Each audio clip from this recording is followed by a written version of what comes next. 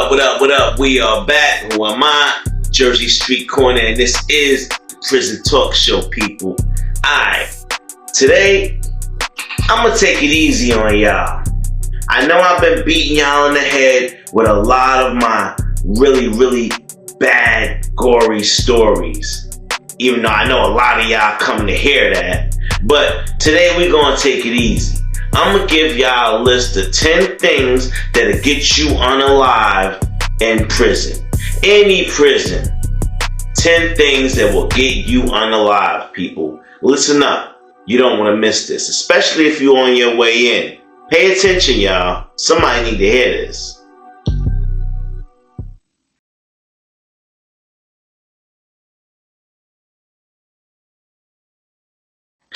Now, people, this list was not compiled by any means of higher or greater, lesser, equal.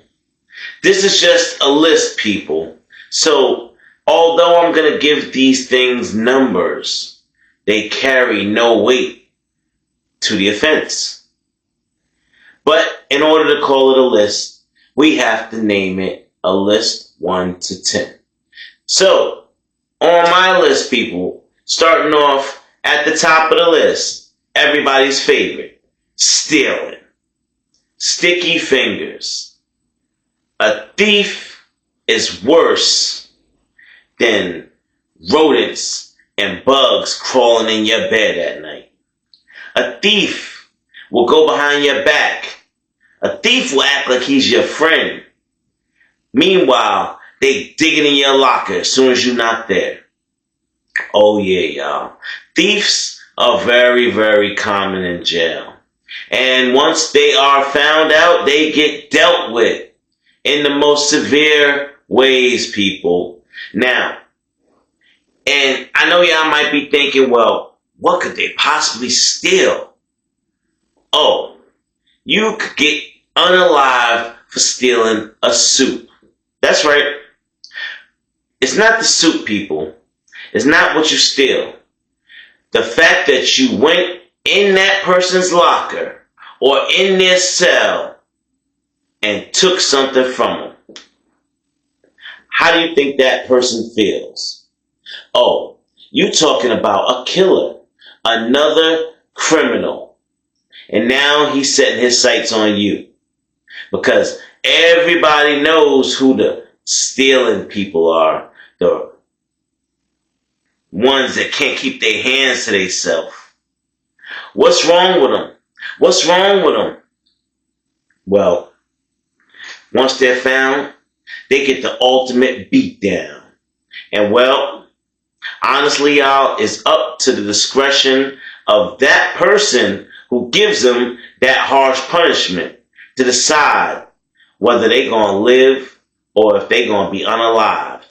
Because at that point, people, you didn't steal from me. You didn't steal from him. Nah. You stole from that man that's beating you down right now. And you're going to have to pay the ultimate price. So you might want to think twice before you get out here and go stealing and robbing and pillaging in the pod. Because, yeah, you might feel good that night you got dinner, you ain't paid for it, you done ran down on somebody and they don't even know it. Oh, but everything comes back around full circle, homeboy. Number 2, lying. Oh yeah. Y'all think women talk a lot and gossip a lot? Nah, not nearly as much as men in the penitentiary. Lying will get you unalived, people. Now you go run your mouth, chitter-chatting about, you heard about this one. You heard about that one. Oh, he ain't here for this. He ain't here for that. I heard he did this to this one. I heard he did that to that one. Listen, people. There is an unwritten rule in prison. You mind your damn business. That also comes with keeping your mouth closed when it comes to other people's business. Even if you know something, you keep your mouth closed. Why? Because as soon as you open your mouth and offer information Now you gotta keep going.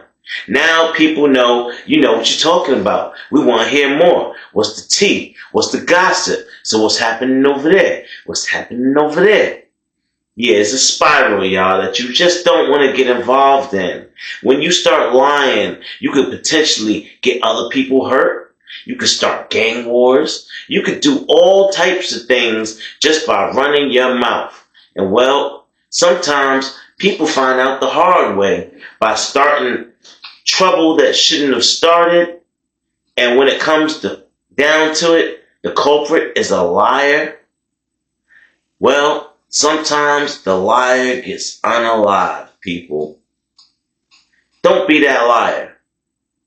As a matter of fact, just keep your mouth closed. Don't even talk if you ain't talking to. If you don't have to speak, don't.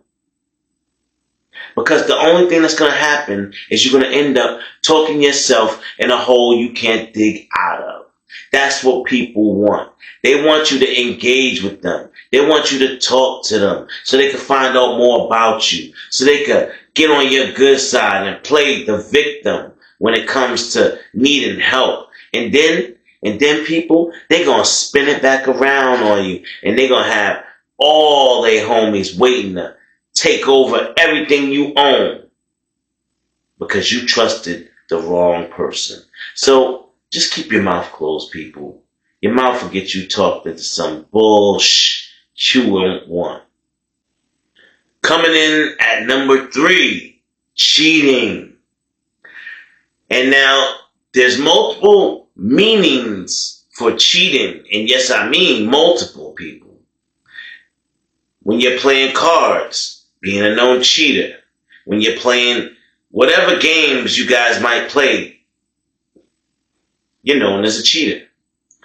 Also, people, for the little boys out there in the prison systems, if that's what you committed to being, now I'm not condoning this, but you better stick to your guns. Whoever's taking care of you, you better stay with them. Because if that man finds out that you are running around on another block with another man, oh, he will unalive you. You heard me right, people. These men in this prison, they treat their little boy things like they're women. And they will unalive you in a heartbeat. They don't play. And you really don't want to get too much into that topic, people, because you're going to get into a realm where you're not going to believe the things that you see and hear, but you're going to have to, people, because guess what? This is prison, and you're here, and you have to accept it. So what you going to do? You're going to turn your head, or you're going to watch that punk go ahead and do what it's going to do. Excuse me, people. I've seen plenty of punks get stomped out for cheating on their man in prison. That's a big no-no, at least in the punk society. Number 4, people, gambling. Now, even if you was the best card player, the best CeeLo player, whatever game on the streets, you was the best at it. Please, people, keep in mind, we are in prison. Do not come here with the attitude that you're going to run the board, that you're going to take over the game. Because guess what? Even if you do, you still lose. Gambling is one of probably the stupidest things you could do in jail. Why? Because when you win, you lose. Depending on who you are, you probably should just stay out of the game. Gambling is really reserved for gang members. Yeah, that's right. So the average Joe Smo go jump in the game. Now they know Joe Smo, he got a lot of commissary over there. They don't care if you're white, black, Indian, whatever. It don't matter. They gonna finesse you. Yeah, let them on in with that commissary. Let them on in. Now they gonna start, boom. Oh, you won a little something. All right, run it back. they're going to run you for all that commissary. And if you just so happen to be that good that you beat all of them and you take all of their food, what you think going to happen, man? Look, you got a whole table full of gangsters and you Joe Smo. You're not associated. You don't know these dudes. All you know is you just won about 50 soups. 100 pack of Newports. You walking out of there with bars of Dove soap, Mountain Dews and Pepsis. What you think they gonna do? You think these men gonna starve? You think they gonna go hungry for you? Nah. That's where gambling takes the wrong turn in jail. They gonna let you go ahead and walk away with all of that stuff? Man, listen. They might give it an hour before somebody, if not all of them goons, come running up to your room. And they gonna take all of that stuff back right in front of you. No coward shit. They gonna do it right in front of you. And then, just for winning, because they expected you to fold a long time ago and not take their stuff and embarrass them out there on the card, on the card table down in the day room. You embarrassed the hell out of all these gangsters. Made them look bad. What they gonna do? They beat the brakes off you. That's what they gonna do. And you will be very lucky if they don't unalive you so you don't talk. Yeah, people. Don't gamble in jail. Coming in at number 5, people, food. That's right, food. And I know y'all thinking, how the heck could food get somebody unalive? Listen up, people. It's not uncommon to owe people food. You could owe them your plates at mess hall. So that means when you go to breakfast, you owe them your boiled eggs. Or when you go to Burger and Friday, you gotta give up your whole tray. Or you just owe them the fries. Or you just owe the burger. On Chicken Sundays, you gotta give them your whole bird. Et cetera, et cetera. It could go many different ways, people. But the most disrespectful thing that you can do is to put your bare hands on somebody's food, people. You don't go on over to somebody and just slide it on off your plate with your fingertips. That's liable to get you unalive ASAP. People don't play games about their food. You're not going to just squeeze through the tables and cut through trying to get to your homies. You. Nah. When your ass is right next to this man's plate of food and he's trying to eat, nah, that's not flying, homeboy. So, prison etiquette, you use a fork, or you let that person use their fork and slide the food onto their plate if you owe them. You go around the tables. You don't walk and slide through somebody's tables to where you could damn near ass in the face of this one, your front in the face of that one. You looking to get unalive. Back at the pod. Making a hookup. If you known to be a dirty dude, don't offer to do the hookup.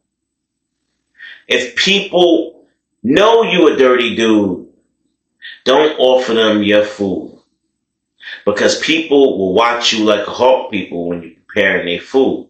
Now, what am I talking about? A hookup, a spread. We don't have gloves in there, people. So a lot of things you have to use your hand for. When you're chopping up the meat, you might touch it with your hands a little bit, but we expect your hands to be clean. Sanitary, my brother. When you gotta swish it up a little bit, you gotta squeeze the cheese out the packets, all the sauce. You might get something on your fingertips, but your hands are supposed to be clean. When you whipping it up, you might get some on your knuckles, whipping it up. But again, We normally have somebody from the kitchen that we trust that's going to do the right thing. Now, if you happen to be one of those people we trust and you working in the kitchen, preparing the food, and any one of us see you do something grotesque as put your finger up your nose, or even worse, take your whole hand down your backside and start to scratching, oh, you, my friend, are a candidate to get unalived. Don't mess around with the food in the penitentiary. Because if you get caught, you are facing the harshest beatdown you ever had in your life. Number 6, people, uncleanliness. Now, most pods will not tolerate this under no circumstances. And neither will your cellmate. Now, when I say uncleanliness, I mean, we're in a pod, people. We have a shower with 3 heads in there. You have the opportunity to wash up not only once, but twice a day if you want to. So we expect you to at least put some water on your body once a day, my friend. Now, let's say you're in my cell, and I take my stuff, and I head on out, and I go take my shower. Now, all day go by, and you don't get in the shower. Now, I might not say nothing that first day. I'm thinking, maybe I missed it. Maybe he, did it when I was out at my program or out at rec or something or whatever. Maybe he stayed back from mess hall and washed up then. I don't know. So, let 2 or 3 days go by, and it's late night. And I smell something weird in cell. And I'm like, hey man, you ain't sneaked no onions back from the kitchen or nothing, did you? Nah. I'm like, hey man, what's going on with you up there, man? Hey, when the last time you got in the shower, man? Hey, I'm talking to you, man. Hey man, I'm scared of water. I ain't getting the shower since I've been here. Hey, you been here almost a month, man.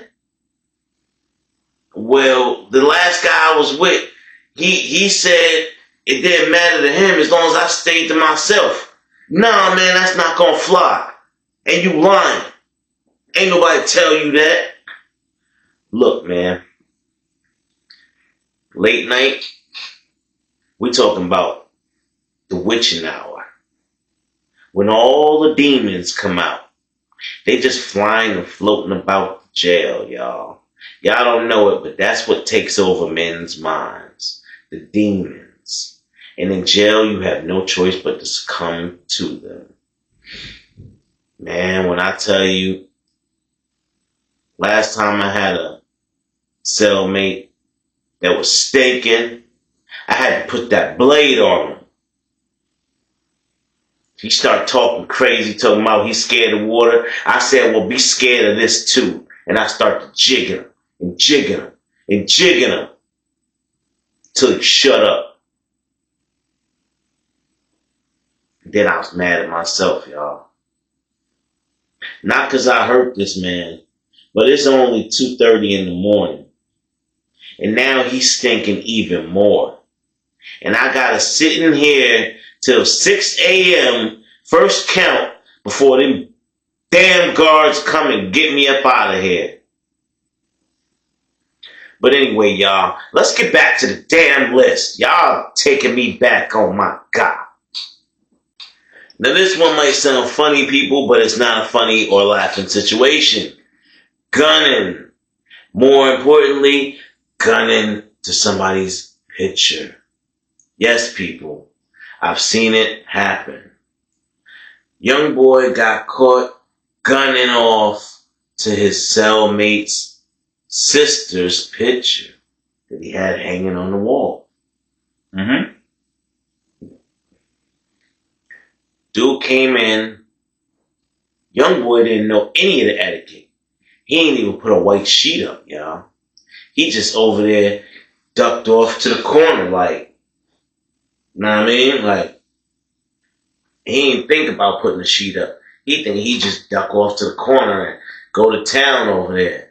And the disrespectful, yo, the boy ripped the picture off the wall. Now, you know, once you rip one of those pictures off the wall, if you don't do it properly, the way it was put on there with the toothpaste and whatnot, you could potentially rip it and ruin it. He over there with the picture, you know, just gunning it. I mean, I seen dudes get unalive for way less. But definitely gunning to a picture can get you unalive, people. Just know that. You don't want to be in there gunning in nobody's picture. Because you don't know what that person means to that person, who they are, and yeah, that's one of the easiest ways to get yourself hurt, people. Gunning off to a picture. You gotta be a real perv to do that. Now, y'all, number 8 should have been number 1 to me. No snitching. Snitches get stitches. That's how it go, right? Well, that's the same in jail and out of jail. It's nothing different, y'all. Well, let me correct myself. The penalties are way, way harsher in jail, or rather prison. In prison, you are facing shanks and gangs and big gorilla dudes that don't care about you, don't care about your life. So when they hear the word snitch and they know most of them are there because of a snitch, or what you think they're going to do to you? When they hear you put multiple people or even just one person in jail, what you think going to happen to you, man? You can't live in jail if you're a snitch. You need to be in PC, protective custody. And if you think you're going to try and live outside of that, well, go ahead and try it. Get your jaw broke. Get your leg broke. Get your rib cage caved in. Get the unthinkable done to you every night by somebody who hates you. Can you imagine that, y'all? Being a snitch and somebody handling you the way they want to? Well, that's exactly what happens. The snitches and chomos in prison. You don't want to be either one. Stay out the limelight. Keep your life right.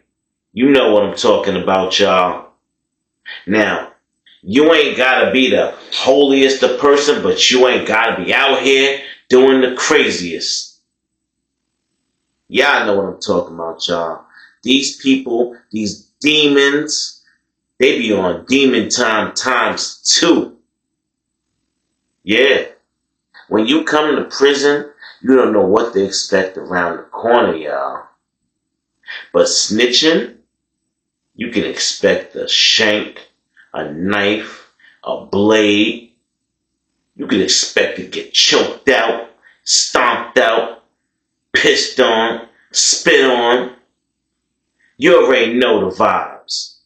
And this is just how it goes in prison, people. Don't snitch. And that's all I got to say about that one. That should be a given, y'all. But I guess it's still not a given because there's new snitches being introduced to the penitentiary every single day. Number 9, people. Bad charges. The chomos, the tree jumpers. Bad charges. What did you do to land yourself in prison? Now, people, I know y'all might say it's nobody's business what they did to get there. That's where you're wrong, people. if you're going to live in this pod, if you're going to live in this cell, I need to know as much as I can about you. I need to know that either you're going to try and unalive me or I'm going to try and unalive you. Are you a child rapist? Are you a grapist? Are you a molester? Are you a chomo? What are you? I need to know, because the given is said we are all criminals.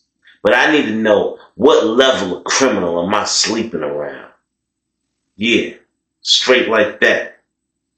And if you don't run that paperwork, homeboy, I'm going to go ahead and put this blade to you anyway. So you might as well go ahead and cough it up. Cough up a lung. You know what I'm saying? Now, you gotta be stern when you ask for that paperwork. You gotta let them know that you mean business when you ask for that paperwork. You can't go and nonchalantly say, so what was you locked up for, dude? Like, hey, when you get a chance, I'd love to see it, but nah. If you gonna give me that paperwork right now, I said I want to see what you locked up for right now. I don't want to hear no talking. That's what I'm talking about, y'all. The disrespect is a must sometimes. And ain't no buster gonna live around me. That's just the ground rules I'm setting up in here. It's my house, and we're gonna play by my rules. Y'all already know what it is. These busters can't live up in here with bad charges. These chomos get jumped on from the gate. They getting extorted. I want you to send me $200 a week to keep the wolves up off you. And if you falter at any given time, well, you already know what's going to happen to you. And you still going to have to clean these cells every day. And that's going to be that. Y'all know it's a hard world out there.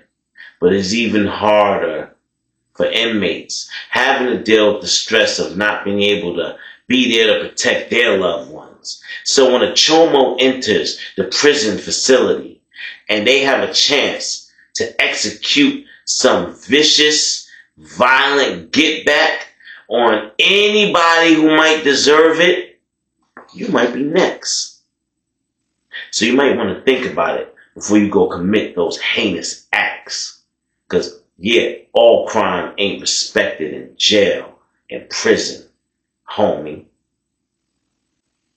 Now, people, the last thing on my list that can get you unalived in prison, none other than drugs. Yep.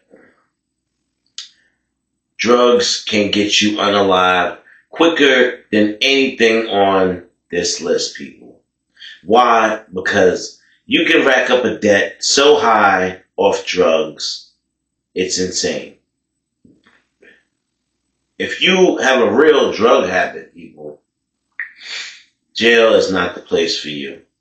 You're not going to rehabilitate. You're not going to get better. I know I hear a lot of people say, I'm going to go to jail and get clean and come out nice and fit. Yeah, that has to start up here first, people. You got to have the mindset to do that. So if you go in there, junkie, and what you think people not going to spot you right off the bat, you got the spider veins and tracks and all that stuff. And you got the itches and the jumps, and you fidget around and stuff, and you're always looking for candy and whatnot. You think people are not going to spot you from a mile away? Nobody's going to say, hey, I know you trying to rehabilitate, so I'm going to keep these drugs away from you. Nah, they're going to put it in your face. They're going to force you to take it. When they keep, hey, I got that if you need it, man. Hey, I see you over there hurting, man. Don't do it to yourself, man. I got that if you don't want to be sick, do you? I got that if you need it, man. They gonna keep pushing and pushing and pushing till you crack and give in. And you probably don't got $1 to your name. Not even 2 nickels to rub together. But you gonna promise that man you gonna have his money by Friday. Well, when Friday come, you gonna promise him again and again and again. And eventually, that man done racked up a debt so high with you, to him, it's worth your life. And you just might get unalive. People don't play about their money, man. And in prison is no different. You can't go around doing another man's drugs and not pay the piper. It's simple as that. Now, if you want to smoke a little tree or something, that's something different. You still could get into some bullshit with that as well. So, my advice, people, if you don't got the money for the drugs in prison, don't buy them. Don't ask that, people. Don't owe nobody. Don't, I got you next commissary, because that next commissary might not come. You might get locked up. He might get locked up. You might get shipped. Whoever knows what might happen. And now you got a debt hanging over your head. And the next time you see this man, he ain't gonna want to hear no excuses. Why you ain't pay me before you bounce? Why you ain't make sure I got my bread? Da da da. Listen, y'all.